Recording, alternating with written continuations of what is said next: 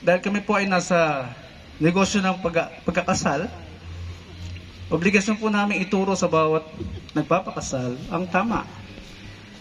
Dahil kapag natuturuan po tayo ng tama, nagkakaroon tayo ng tamang pangunawa din. At pag tama ang ating pangunawa, makakagawa rin tayo ng tamang desisyon. Tama po. At kapag tama po yung desisyon natin, nagkakaroon din po ng tamang klase ng buhay. Di ba po? Nagiging right kind of life yung ating nai-enjoy. Coming from the right knowledge, right understanding, and right application, it gives you the right kind of life that you both desire, that every one of us desire. So, dahil nasa marriage po tayo ngayon, pag-usapan natin ng malalim yung marriage kasi ang daming sumasablay sa marriage. Kaya po sikapan namin for so many years, for almost 30 years na po namin ginagawa ito.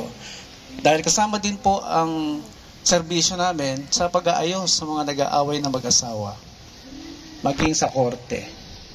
Dahil kami po ay nasa legal services. So, sa dami ng nabasa kong istorya tungkol sa away mag-asawa, iisa lang yung nakita kong dahilan kung bakit sila nag-aaway. Ang reason pala, ang totoong reason ay galing din sa creator ng marriage. Galing din sa gumawa ng marriage. Kasi hindi naman tayo yung gumawa ng marriage. Hindi naman yung human beings, hindi naman yung gobyerno, hindi naman yung estado, hindi naman yung mga congressman, hindi naman yung mga senador ang nag-create ng marriage. When we talk about marriage, we always go back to this book. Nasaan na yun? Nawala. Bible. Bible. Yung Bible, ayun o, nawawala.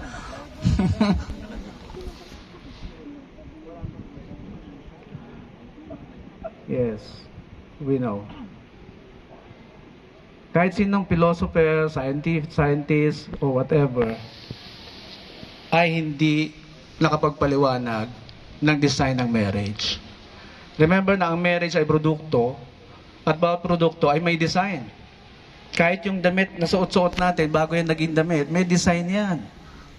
Mayroong sukat na sinunod. Now, ang marriage, mayroong pinanggalingan din na design. At hindi tao ang gumawa.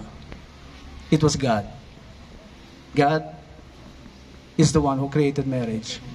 At dahil siya yung designer, siya lang makakapagsabi kung anong dapat gawin ng male and female sa pagsasama para hindi kayo makatikim ng stress sa isa't isa. Nauna yung book na yan, even before the religions.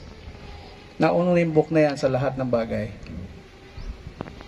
Sa lahat ng relationship books na nabasa namin, iisa lang yung kanilang sinasabi. Galing din dito. No? Ang daming scientists na nagsasabi, ang lalaki daw kailangan ng respeto. Bakit? Ganun sa dinesign eh. Hindi niya invento yun, hindi niya creation. Respeto laging hinahanap niya. Top and foremost. Pag-usapan natin, paano niya hinahanap yung respeto? Subukan niyo mag-shopping na hindi niya alam. Tingnan natin kung matutuwa siya pag uwi niyo. Doblein mo lahat ng binili mo. Tingnan natin kung matutuwa siya. At sabihin mo sa kanya, bakit ka nagre-react? Bakit ka nagagalit? Pera ko naman to. Naku, dagdag insulto yun. Pera ko naman to Ba't ka nagre-react? Subukan niyo sermonan din ang husband niyo. Tingnan niyo kung magugustuhan niya. Ito yung natural kung saan niya mararamdaman. The moment it is violated. Subukan mo rin sigaw-sigawan yung husband mo. Lumaban ka ng lumaban. Maging maldita ka. Hindi rin siya matutuwa. At marami pang bagay na pwedeng ikainis ng husband mo kapag siya ay nadidisrespeto. Hindi love yung kailangan niya. Respeto. Kapag yun ang inuna mo, maramdaman niyan love mo siya. Okay? Punta naman tayo sa babae. What? Love. L-O-V-E. And how they spell love? A-F-F-E-C-T-I-O-N. Affection. That's how they spell love. Kaya nga magtatampo yan, husbands, kapag hindi mo na siya tinatouch. Magagalit yan sa'yo pag hindi mo siya tinatouch. Because, iisipin niya may iba ka na. Wala ka namang ginagawa. Advance, mag-isip ang babae. Kaya pag may nahuli sa cellphone mo, naka-textmate ka, yari ka. Kahit na nakalagay lang good night, muwa-muwa, chup-chup. Kahit na yun lang ang nakalagay, lalawak ang kaisipan ng babae. Ano yan? Saan mo nakilala yan? Ano mga pag-usapan nyo? Ano yung mga nangyayari sa inyong dalawa? Ikwento mo lahat. Required ka ngayon magtanggol sa sarili mo. Yan ang pangailangan ng babae. Alam niyo kung bakit? It's natural to you. Ganon ka ginawa ng Diyos. Hindi mo control yan. Hindi mo invento yan. Bakit? Kasi galing ka sa katawan ng lalaki. Hindi naman na-explain ni Einstein yan eh. Hindi na-explain ni Buddha yan or ni sino mang philosopher. Pinag-aralan ko na po. That's why I hold a doctorate degree in philosophy. Interesado ko malaman yung problema eh. Tsaka yung solusyon, puro problema kasi. Tinanggap na lang natin sa sarili natin na walang perfect marriage. Sige, magtanong ako ngayon, may perfect marriage ba? Taas ang kamay. Unang nakita kong umiling si ma'am. Sabi ni Socrates, wisdom is the beginning of definition of terms. When you define the word, maintindihan mo yung sinasabi mo. Maintindihan mo yung word. Kung ano talaga meaning. So, i-define natin ang perfect. Maya i-define ko yung marriage sa inyo. Perfect means alignment. Right alignment. It was first used during the age of enlightenment. Nung magsimulang mag-imbento ang tao ng measurement. Nung magsimulang matuto ang tao about measurement. That was first use. Yung design nila sa produkto, ginagawa nila, oops, hindi pantay. Nung sinunod na nila yung design, pantay na. It's now perfect. That's the first time it was first used. Now marriage. Marriage daw is a permanent union ng male and female na hindi subject sa ating stipulation, sabi ng Family Code, Article 1. Pag sinabi hindi subject sa ating stipulations, terms and conditions, di ka pwede magpasok ng gusto mo sa marriage. Ang masusunod ay ang batas. Okay? Sa mga nag-aral ng law. Tapos tinawag siyang special contract. Kasi meron daw ordinary contract. Ang ordinary contract ay sarili ninyong terms and conditions na kakausap mo. It's called meeting of the minds. Basta wala kayong binabiolate na batas, moral, public policy, or customs, batas na yun sa inyong dalawa. Igagalang yun ng hukuman. Civil ordinary contract ang tawag doon. Sa marriage daw, special contract. Hindi mo na pwedeng bitbitin sa marriage ninyong dalawa yung paniniwala mo about marriage. Lalo na kung hindi siya align sa sinasabi ng batas. Hindi na pwedeng bitbitin yung inyong mga bisyo sa marriage. Nakakatulong ba ang bisyo sa marriage? Sagot po. Hindi yung paninigarilyo, hindi nakakatulong sa marriage. Iiksi yung buhay mo, kawawan man ang asawa mo, mababiyuda agad. Or vice versa. Pag inom ng alak, makakatulong sa marriage? Hindi rin. Mapupuyat lagi asawa mo sa kakahintay sa'yo. At paglilinis ng katawan mo habang lasing na lasing ka. Hindi nila gusto yun. What else? Pagbababae, lalo na. Hindi kailangan ng marriage. Diba? In other words, lahat ng bisyong ito ay pagpapasaya sa sarili. Diba? Kaya huwag kang papasok sa marriage nang hindi ka pa kumpleto sa iyong sarili. Dahil ang masusunod na pagpasok mo sa marriage ay yung batas. Ang sabi ng batas, husbands, doon tayo sa author ng marriage. Husbands, love your wives and do not be harsh to them. Hindi yung utos ng presidente. Utos yun ng hari. If you study governments, king, the words of the king is not subject to your stipulations. Hindi ka pwedeng mag-apila. It's the words of the king.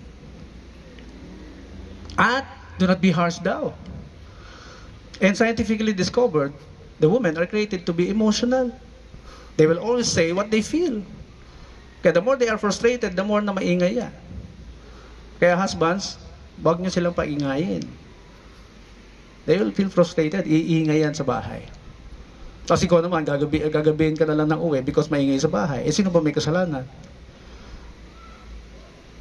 Ikaw din, lalaki. Nakasalalay sa iyan. Kaya nga, a happy wife means has a happy life. Magre-reflect sa husband kung ano itsura ng babae ngayon. Kung blooming ang babae, uy, ang galing mag-alaga ng husband nito. Pag mukha ng losyang, kanino? Reflection. Di ba sa husband pa rin? Kasi sa husband nagsimula ang marriage. Dahil kung hindi kinagat ni Erica yung proposal ni Luis, wala mangyayaring marriage. Tama? Kinagat eh. And I'm sure hindi lang love yung sinabi ni Luis kay Erica. Hindi pa payag si Erica na love lang, papakasal na siya. Di ba no, Erica? Pag love lang, love kita, pakasal na tayo. Hindi naman pwedeng ganun lang, di ba? O anong kailangan i-alok ng lalaki? Package deal. Ano yung package deal na yon? Hindi kita papaiyakin. Hindi ka magduro sa piling ko. Hindi ka magugutom sa piling ko. Lagi kitang ipapamper ng pagmamahal. Di ba no, ma'am? Pag may ganon, uy, pwede na. Di ba? Nasabi ba niya yan sa'yo, Erica? Sabihin mo yun mamaya, Luis. Okay?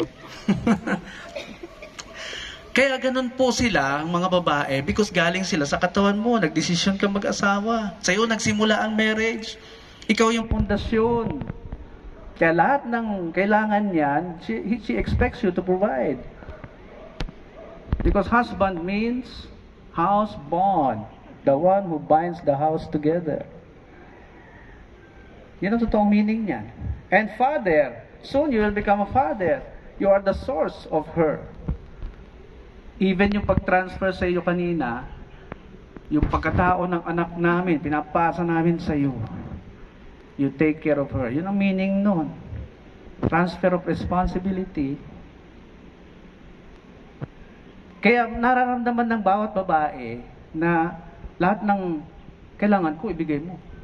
Ang pera ko, akin lang. Ang pera mo, akin din. May naintindihan nyo na. Because it's our nature and I don't blame you for that. Hindi nyo control yan, hindi nyo invento yan. You just activated a law, natural law. Nag-asawa ka eh. You will never feel that when you're single. Okay? Now, the question is, how to enjoy the perfect marriage? Again, what's the meaning of perfect? Align. Pag naka-align ka dun sa design ng marriage, you will enjoy a perfect marriage. Pag maayos ang usapan ninyo sa isa't isa, hindi kayo nagsisiraan.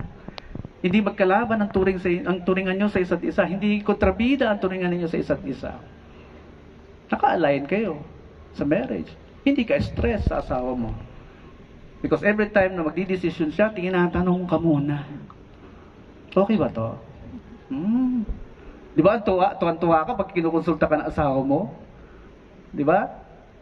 Nandun yung respeto sa'yo. Na marunong ka din. Now, bakit ang dami nating nasisirang relasyon? Because may lalaki o babae na nag-iisip na siya ay stronger or smarter than his spouse or her spouse. Kaya ang tingin sa asawa niya, weak. Siya na magdidesisyon kasi mas educated siya. Mababay asawa niya, walang alam yan. Ako lang magdidesisyon. Yun ang sakit na pumapasok sa bawat relasyon. Napakasimple ng sinabi ng author ng marriage. For this reason, a man shall leave his father and mother and cling to his wife, and they shall become one flesh. Ano ang kabuuan ng one flesh mo? Spiritual, psychological, physical. Yan tatlong yan ang pinag-iisa. Kaya every time na magdidesisyon ka mag-isa, at di mo kinukonsulta asawa mo, sinusurprise mo na lang, Kahit na anong linis ng hangarin mo, kahit na anong ganda ng motibo mo, hindi siya matutuwa. Because na-bypass mo siya. Okay po? Meron bang gusto magtanong? So, naintindihan na po ang marriage. Okay. Finally, marriage is from the word gem. Gem, the fusion of two elements. Kahit i-research nyo yan, i-research ko na. Dalawa kayong precious elements na pilit na pinag-iisa. Ang mga precious elements natin, yung mamahaling bato, kalat-kalat yan eh. Pinupulot lang nila yan hanggang sa pinupurify nila, inaalis sa mga dumi, tubig, etc. Impurities, inaalis. Hanggang sa maging pure silver, maging pure gold, hanggang maging pure diamond. Kaya ang challenge about mag-asawa is not 10 years, 20 years. No, it's 25 years. Mark Twain, American philosopher, you can only understand marriage if you reach a quarter of a century. You can only understand marriage if you reach a quarter of a century. Kaya huwag mong pagyayabang yung 10 years nyo, yung 15 years nyo, yung 20 years nyo. Ipagyabang nyo yung 25 years. Because statistically speaking, maliit na lang ang hiwalayan statistics pagtungtong ng 26 years pataas na pagsasama. Okay? So, pinag-iisa kayo, the fusion of two elements, na siyang sinabi ni Einstein, sabi niya, marriage is a risk. Pag sinabing marriage is a risk, pwedeng umiksi ang buhay mo or humaba. Paano iiksi ang buhay mo? Kapag ini-stress ka lagi na asawa mo. Kasi lahat ng sakit daw, nagmula sa stress. Tinanong ko na lahat ng doktor na kilala ko. Ginigising niya yung mga sakit na minana mo 4 generations backwards. Lahat ng mga kalokohan ng ninuno mo, 4 generations, inom, sigarilyo, pambababae, pumapasok yan sa DNA natin. Kaya magugulat ka, may taong nawawala sa mundo, wala namang bisyo yun eh. Na-stress lang. Paano humaba daw ang buhay sa marriage? Sabi ni Einstein, you will enjoy that as long as you have the same spirit. Because one body requires only one spirit. Congratulations to the both of you. Sana dalhin niyo po ang mensahe yan sa inyong pagsasama. At sigurado may enjoy niyo ang perfect marriage. Because anything that you don't believe with, you will never make any effort to achieve it. Ulitin ko, anything that you don't believe with, you will never make any effort to achieve it. You will never enjoy perfect marriage. Hindi ka naniniwala eh. Dahil ang katawan natin, susunod lang yan kung anong nandito sa ating mentality. Kaya nga para umayos ang buhay ng isang tao, kailangan unahin yung mentality and the behavior will change. Ask all the doctors. Ask all the scientists. Ito ang brain control of everything. Kaya kung di ka naniniwalang yayaman ka, hindi ko talaga yayaman. Di ka naniniwala eh. Diba? So kung wala na pong tanong, tapusin ko na po yung lecture natin. Bago sila sumumpa sa isa't isa, tandaan ninyo, when you utter your love and vows to each other, nature is listening. You're not entitled to break it. Makikinig at babantayan nila kayo lagi.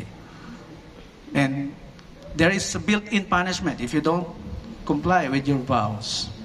Yes. At kikinig yan. Nakikinig ang nature. Kaya nauso ang wedding eh. The moment na binerbalize ninyo ang love ninyo sa isa't isa, nature is listening and will watch you all the days of your life. Again, congratulations to the both of you.